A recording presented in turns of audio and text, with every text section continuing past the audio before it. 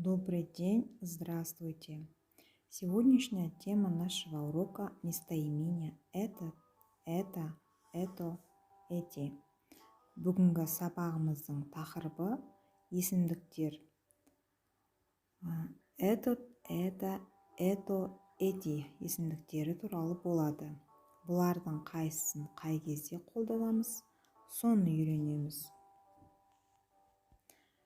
Этот бұл мужской родта, это женский родта, это средний родта, эти бұл көпше түрі, множественное число.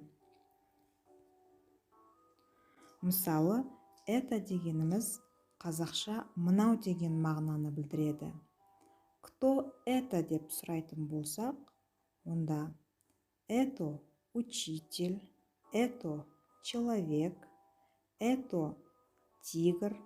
Жан-жануарларға да орыс тілінде кто деген сұрақ қойылады. Ал что дегеніміз жансыз заттарға қойылады. Что это? Это стул, это дверь, это диван. Мысалы, осындай сөздер жансыз заттармен это что деген қойылады. Келесі мысалдарда это мой папа, отец, брат, дядя. Это моя мама, бабушка, дочь, сестра. Это твой папа, отец, брат, дядя. Это твоя мама, бабушка, дочь, сестра. Қарап отырғандарыңыздай, бірінші это сөздері бұл жерде өзгермейді.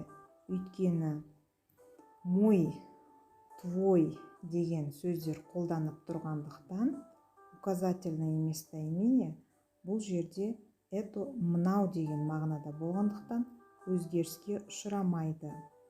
Папа, дядя сөздері мужской родқа жатады. Өйткені бұл ер адамдарға қатысты. Келесі сөзде жансыз заттармен мысал келтіріп көрейік. Это мой пенал, стол, журнал. Это моя комната, сумка, парта. Это сөзі өзгермейді. Бұл жердегі заттар мой, моя, мое, мои деген сөздерге қатысты болып тұр. Пенал мужской родта, комната женский родта, место средний родта, книги, ручки, бумажки бұл көпше түрде. Сондықтан это мои книги деп айтамыз. Бұл менің кітаптарым. Келесі мысалда этот, это, эти сөздерін қай кезде қолданатынымызды көрейік. Этот мужской родта, сондықтан оған какой деген сұрақпен қатысты сөздерді байланыстырамыз. Мысалы, этот какой студент? Мысалы, какой студент дейміз. Этот студент жауабын айтамыз. Какая тетрадь? Это тетрадь. Бұл женский родта. Средний родта какое деген сұрақ қоямыз. Мысалы, какое зеркало? Это зеркало. Ал көпше түрінде какие деген сұраққа жауап береді. Какие ученики? Эти ученики. Бұл сөздер мына деген сұраққа мағынасын білдіріп тұр. Этот, это, эти, мына деген мағынаны қазақшасында солай қолданамыз. Мысалы, этот ученик хорошо пишет. Бұл оқушы жақсы жазады. Эта дорога ведет в лес. Мына жол орманға апарады. Это манго. очень кислое. Мына манго өте қышқыл. Эти ящики предназначены для продуктов. Мына жәшіктер азық-түлік салуға арналған. Бұл жерде мына деген мағынаны білдіргендіктен сөздерде этот родына қарай өзгеріп тұр. Ал енді жаттығу жасап көрейік. Мына көйлек тым қысқа. Мынау менің інім, ал мынау қарындасым. Мына ыдыс бос. Мынау сәнді киімдер.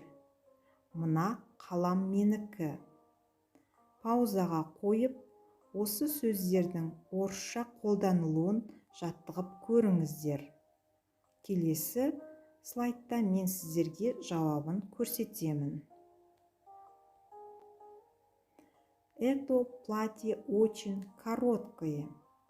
Бұл сөз платье деген сөзге қатысты болғандықтан это болып өзгереді. Средний родта мына деген мына көйлек өте қысқа, тым қысқа.